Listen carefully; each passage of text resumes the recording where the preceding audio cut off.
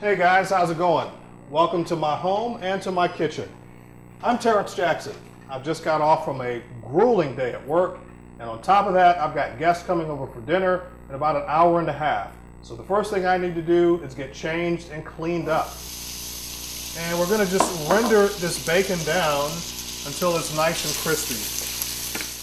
Well, first off, I live in Houston, Texas, which is one of the top restaurant cities in the United States. And I gotta tell you, all of my friends eat out all the time, and that's really surprising to me. I don't think it's because they want to eat out all the time, it's just because they don't know how to cook, have not figured out how to cook. And they're always asking me questions, how do you make this, how do you make that? They even come by my house and say, look, I'm bringing these steaks, why don't you show me how you made these steaks the last time I was here? So I guess one of the reasons I want to be a Food Network star is to talk to average people, to reach people, and teach them the basics of cooking. And put the chorizo in it right now, but these chicken livers and the oysters, I learned how to cook on my own just from watching people, observing, going to restaurants and learning. And right now I'm going to open this up and start stuffing.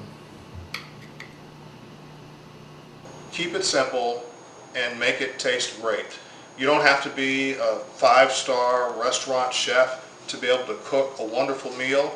I think if you have a basic understanding of basic ingredients and you have an idea of what kinds of foods that you like, what tastes good to you, then you can start off simple. I started off cooking one meal at a time. I would learn one dish, whether it be red beans and rice or lasagna or whatever it may be, and I just expanded one dish at a time. What are we having tonight? That's a good question. We've got in the oven Cornish hens stuffed with an oyster rice dressing. Ooh, Okay, you can start off simple. You can start off with some salt, pepper, and some onions and garlic, and cook it that way, and it's going to taste fantastic.